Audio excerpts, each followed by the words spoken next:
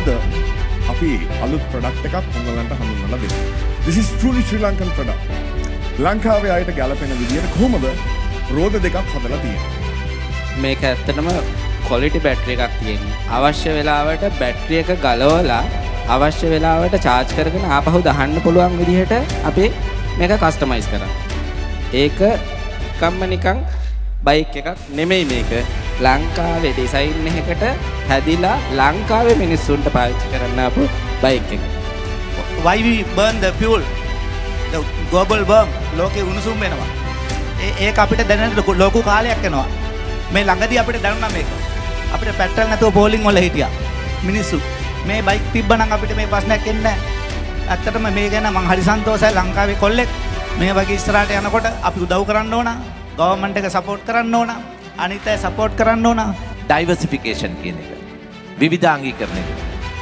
හැම වෙලාවම එක සෙක්ටර් එකකට කන්සන්ට්‍රේට් කරන්නේ නැතුව ඩයිවර්සිෆයි වෙන්න ඕන අපේ කන්ටෙක්ස් එකට මැච් වෙන විදියට. ඒ කියන්නේ පිටරට ප්‍රොඩක්ට් එකක් as it is කියනවට වඩා මේ එන්වයරන්මන්ට් එකට මැච් වෙන විදියට මේ ප්‍රොඩක්ට් එක මොඩිෆයි වෙලා තියෙනවා. මම හිතන්නේ මේ ප්‍රයිස් එක නම් මම හිතන්නේ ඊටම චීප් කියලා මම විශ්වාස කරනවා. හේතුව මේ අතේ තියෙන iPhone එකේ ගානට ඔය බයික් එක ගන්න පුළුවන්. එච්චර යන්නේ අලුත් වර්ෂන් එකත් එක්ක බැලුවා. ලංකාවේ තරුණ පරපුර මේ දැන් ඉස්සරට වඩා වෙනස් ගොඩක් එකට අර මේ අපි හිතුවා වගේ කරන්න බෑ කියලා දෙයක් නෑ කියන එක ඒකට ඇඟ ඇතුලේ තියෙනවා. ඉතින් මේ වගේ තරුණ කෙනෙක් මේ වගේ දෙයක් කරපෙක් ගැන ඇත්තටම හරිම ආඩම්බරයි. මේ මහා පොළොවේ ඉඳන් ආපු කොල්ලෙක් ඉතින් එයා දන්නවා මේ ලංකාවට කොහොමද බයික් එකක් ඕනේ.